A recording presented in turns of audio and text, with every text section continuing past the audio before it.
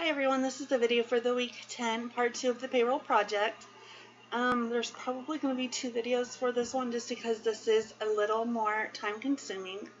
If you look on December 11th, transaction number 23, we are told that Virginia Russell died in an automobile accident on her way home. So what we're to do on the 14th is we have to make a separate entry on the 14th and not wait till the standard payday of the 18th to pay the estate of Virginia Russell so that they can collect her last paycheck. And so we are told that there is $1,134 plus her accrued vacation time of $1,260. So we're going to go to the payroll register or the employee earnings record, either one. Let's find Virginia Russell. So if we add the 2 amounts that we are told, I would suggest, even if you can do the mental math, just double check your work. 1260 plus 1134. So she's getting paid $23.94, at least her estate is. So, let's see, 23, let's see, it is 23.49, I believe. 23.94.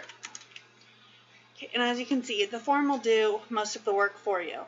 But there is one thing to know when doing for estates. Technically, you need to include her single 2 withholdings still, so we need to include that information. You do not have to include this information. It'd be nice, but it's not completely necessary. The hours worked, or at least the hours you're going to put for worked, because that's what she's getting paid for, is 152. And so we're having the $23.94. Now, if you notice, not all of the calculations were done like they were previously. That is because when somebody is deceased, you're not going to collect federal taxes on them, because there's going to have to be, at the end of the year, they're going to have their estate is going to have to file federal taxes for them, even though the person became deceased during the year. You're not going to pay state income taxes again, because you're going to file a tax return at the beginning of the year, and there are no city taxes. So the only taxes the estate is going to have to be worried about is the OASDI, the HI, and the SUDA. That's it.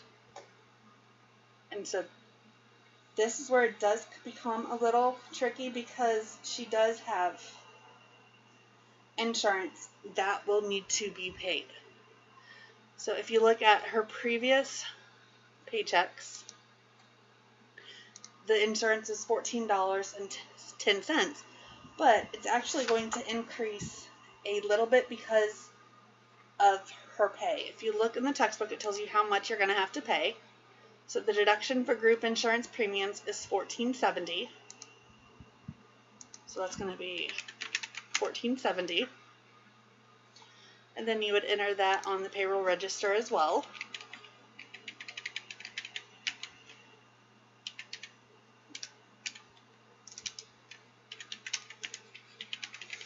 And then you're going to enter in the $23.94 as previous. And then you're going to enter in the office salaries portion as well. And so you will need to complete journal registers for payroll cash, as well as paying of office salaries. So it's just going to be like the previous entry, except instead of using all of the different salaries, we're just going to focus on office salaries. And then we're focusing on the OASDI, the HI, because those are what's being paid for her. And then SUDA. And then we would also, because we are collecting insurance, we're going to have to go back up to the 20th and take out group insurance premium collected. So that's the second entry that we're going to have to do for this paycheck. But then we also have to do payroll taxes. And it's going to be the payroll, the FICA,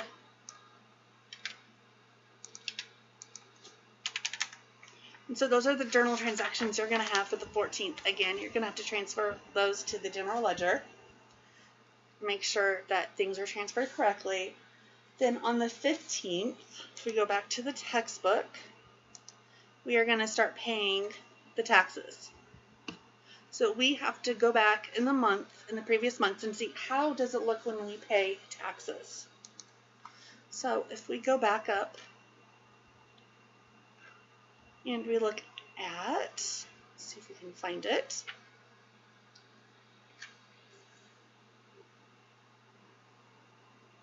So we're going to have, it's going to be right here on the 16th. So we're going to have this journal entry on the 15th, where it shows where we're paying taxes. So OASCI, HI, and FIT. And then if you go back up to the 16th, you'll see other taxes being paid as well. We're going to have this, the city income tax and the state income tax as well. Actually, for the 15th, it's just going to be the city.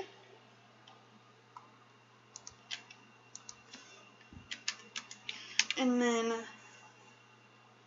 on the 18th, it starts a regular cycle again that we did on the 4th. So for this one, it's going to be exactly like the one on the 20th, because we do have group insurance to collect. So we're going to have that. Again, we're going to have our payroll cash and payroll. Again, it doesn't matter the order that it goes in. Make sure we enter December 18th. You're going to have, get back to the 4th, then you're going to have payroll taxes. And then you're also going to have a couple other ones. So we're going to have employees.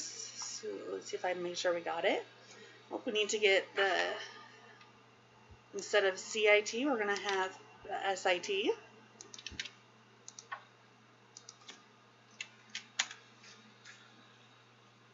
And then we're going to have group insurance.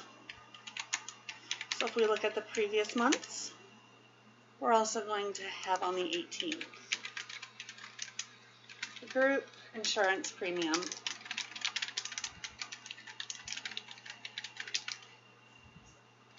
And that is going to be the amount for Virginia Russell only on that paycheck. And then we have the payroll cash in cash. So we'll make sure. Okay, and so that is all of the journal entries we will need for the 18th, except on this one. We actually were going to include paying the FUTA as well.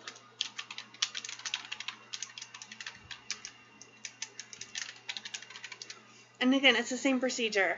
You're going to fill out either the payroll register or the employee's earnings record first. You're going to then enter the information to the journal, and then you're going to complete the ledger. And then there are the additional forms in the course module that you will need to complete. So for this week, you are going to have some tax forms to complete. So you're going to have a form for transactions 24, 25, 26, and 27. If you go back through the textbook does show you at the end of the chapters how to complete these specific forms. If you have any questions on this assignment or need me to look it over for you, please let me know, and I hope you have a great day.